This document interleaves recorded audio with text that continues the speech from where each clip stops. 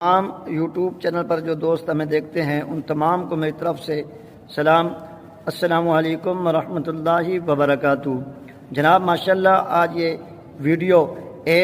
آپ لوگوں کو ایک خوشخبری دینے کے لیے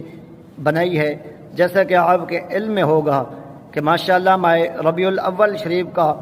چاند بہت قریب ہے۔ وہ دن قریب ہے جب ہم پیارے آقا علیہ الصلاۃ والسلام کے غلام انشاءاللہ پیارے آقا علیہ الصلاۃ والسلام کی ولادت بسعادت پر ہم جوش و خروش سے انشاءاللہ العزیز ہم خوشی منائیں گے۔ پیارے آقا علیہ الصلاۃ والسلام کی میلاد کی خاطر ہم گھر گھر سجائیں گے، گلیاں سجائیں گے انشاءاللہ العزیز، اور اپنی ہی عقیدت مند دوستوں کے ساتھ مل کر جلوس میں بھی شرکت فرمائیں گے۔ انشاءاللہ میلاد کی محفلیں سجی جائیں گی۔ تو وہ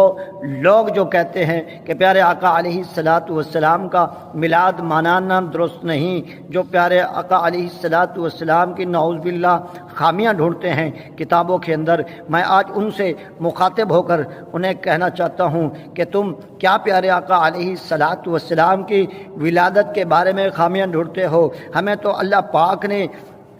خوش نصیب امت بنائے ہے پیارے آقا علیہ الصلاۃ والسلام کی۔ دیکھیں اللہ پاک قرآن مجید والفرقان الحمید سورۃ یونس کے اندر اللہ پاک ارشاد فرما رہا ہے پیارے آقا علیہ الصلاۃ والسلام سے کہ کل بفضل اللہ وبرحمتہ فبذلک فلیفرحوا، کہ اے محبوب آپ فرما دیجئے کہ جب تم پر اللہ پاک کا فضل ہو تم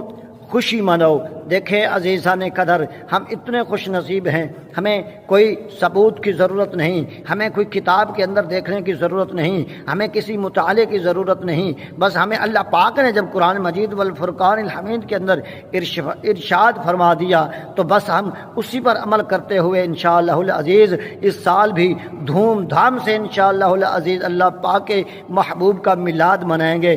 گھر سجائیں گے، گلیاں سجائیں گے، محلے سجائیں گے انشاءاللہ العزیز۔ اور وہ دوست پریشان نہ ہوں، وہ دوست بد مذہب سے پریشان نہ ہوں کہ بد مذہب محفلوں میں نہیں آتے، ان کو اللہ پاک ہی توفیق دیتا ہے۔ پیارے جو آقا علیہ الصلاۃ والسلام کے وفادار ہوتے ہیں، جو پیارے آقا علیہ الصلاۃ والسلام کے غلام ہوتے ہیں، اللہ پاک جس کو توفیق دیتا ہے وہ پیارے آقا علیہ الصلاۃ والسلام کی خوشی میں وہ جلوسوں میں بھی شرکت کرتے ہیں، وہی پیارے آقا علیہ الصلاۃ والسلام کی خوشی میں گھر گھر میں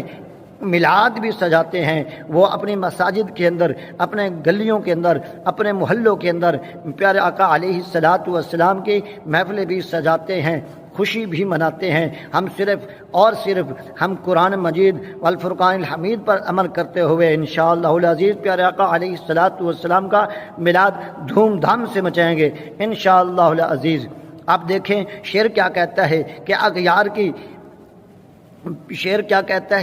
اغیار کا احسان اٹھایا نہیں جاتا، اغیار کا احسان اٹھایا نہیں جاتا، در در پہ یہ سر جھکایا نہیں جاتا، آتے ہیں وہی جن کو سرکار بلاتے ہیں، آتے ہیں وہی جن کو سرکار بلاتے ہیں، ہر ایک کو محفل میں بلایا نہیں جاتا۔